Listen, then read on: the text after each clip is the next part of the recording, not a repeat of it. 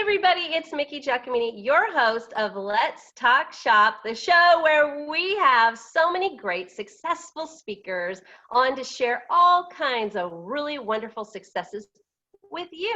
And today I'm so excited to be bringing to you Dr. Tanya Paynter, who is so passionate about women who are suffering from chronic illness. And she is under a really great endeavor right now. I'm so excited for her to share this with you and really help spread the word, because there are a lot of people out there suffering and needlessly, we want to try to change that. So welcome, Dr. Tanya Paynter. Thank you, Mickie. So why don't you go ahead and tell us, how did you get started in this new goal you have, this endeavor, and tell everybody what it is?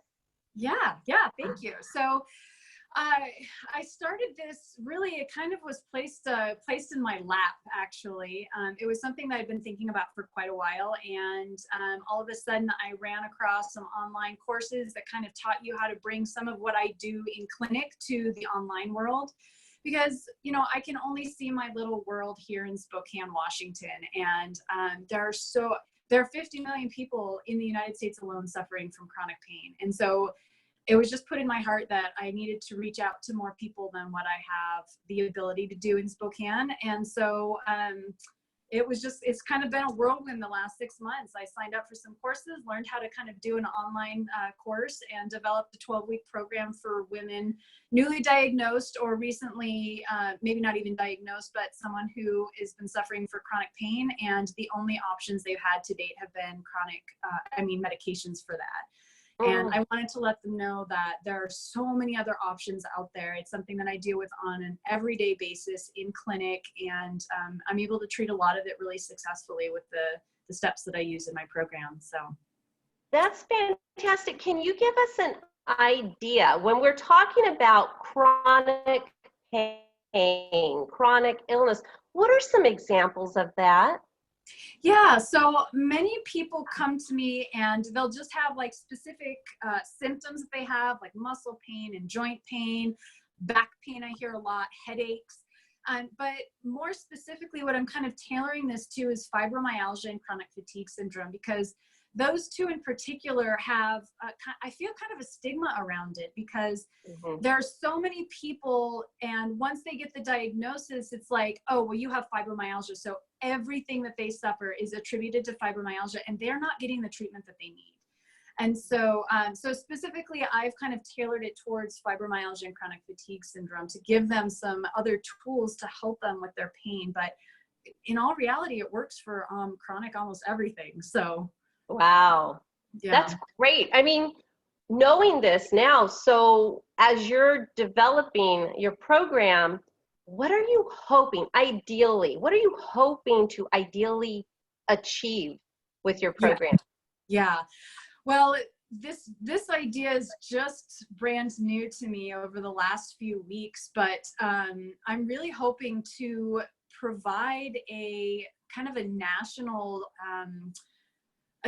organization to have people be able to go online and have, all of these alternative tools and options available to them. That's not just, medication. It's not just, surgical options, but also looking at some of the dietary things that we can do, some of the physical exercises that can be done, and the structural integrity pieces and all of that a lot of people will specialize in separately, but I'd love to be able to make an organization where we all come into some centralized place where all the patients can come to, and they'll have resources at their fingertips, so they no longer feel alone in their fight with their chronic pain, because it's so isolating. Yeah. Right. It sounds so wonderful, because it comes across as there's a lot of different resources out there that people who are suffering have no idea that they could be taking advantage of some of these alternate resources. So it sounds like a really good, for lack of a better word, resource to go to, and maybe even collaborate and whatnot. Exactly. Yeah. I mean, I don't even know what it could turn into. It'd be amazing. But yeah, I would just love to at least have, some of those resources available for those patients so that one, they realize that even though, I mean, you can see the numbers, 50 million people suffering from chronic pain. And I think the last stat from 2016 was 19 million of that, it disables them in some capacity. It's considered high impact chronic pain. And Oh, definitely. yeah, I mean, it's just they're not getting the help that they need. And then now with the opioid crisis and a lot of people's pain medications are being taken away and they're being left out to dry. There's no alternative options being given to them. And there's so many other things that can be done for them and people just don't know about it. So that's kind of my passion. That's where I'm at. Yeah, I'm so glad you are. I mean, I hear that there are some people that are so incapacitated from the pain or the illness that they're suffering from that they can't even work, but there are ways to help them to get back to some sort of work program or whatnot to, feel like they are more productive citizens in society. Right, So, essentially giving them their life back because a lot of them have had to put their life on hold because of the pain. And my mom is a great example of it. She had to quit her job. She was diagnosed with fibromyalgia about 25 years ago. And, and she was kind of my first patient. And I think this is where the passion comes from, right? So she went from being unable to work really hard to be even able to do daily activities and chores around the house. And now she's pretty much the sole caregiver for my 2-year-old and 4-year-old at least twice a week. And she is I think she has more energy than I do now. So that's a great success story. Yeah. I mean, I know it's possible and I do it with quite a few of my patients. So sometimes it's just so depressing and overwhelming because it just rules their life, but there is hope. There are those good success stories. And that's what I hear so much over and over again. Like, my life is over. What's the point? I'm so alone. I can't do anything with my friends. I don't have family that understands. And it doesn't have to be that way. They don't have to accept that that's their life forever, that there are other options and it's not just medication. So, yeah. Well, it's wonderful that you're being able to bring hope to so many people that really desperately need that glimmer, right? Yeah, so I'm just kind of curious. I mean, I know this is a newer endeavor for you, but now that you've already sort of gotten entrenched in it and the, wheels are turning and everything, what is it that you wish you would have known before you started all of this, even if it was like 5 years ago? Yeah. That crystal ball. The perseverance, man, I tell you, it's been a lot of work. And, I mentioned I have a 2 and a 4-year-old. So how do I balance that work life? Right. And I definitely, one of the things is that I want to be able to provide that, more mommy time for my kids. But in order to do that, you have to put in the time up front to be able to set everything up and get things going. So I think it's just, I wish that I had known how intense the whole process was going to be, because there's a lot of work and a lot of dedication, a lot of late nights. Gave me a little white patch on my hair here that never used to be there, but that's okay. It's just the, sign of all your hard work and diligence that you're doing to help others. It's my love streak. There you go. It's a streak for my dedication there.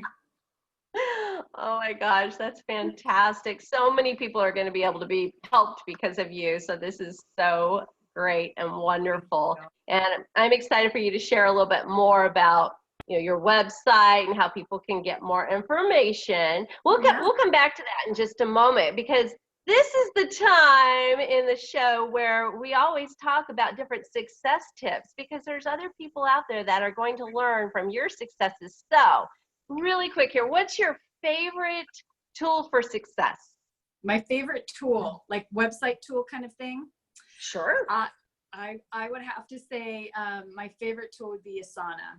It's an organizational app that has basically saved my life, because I have my organizational skills are somewhat lacking. I'm learning that that's an important thing to have when you're trying to start up a business.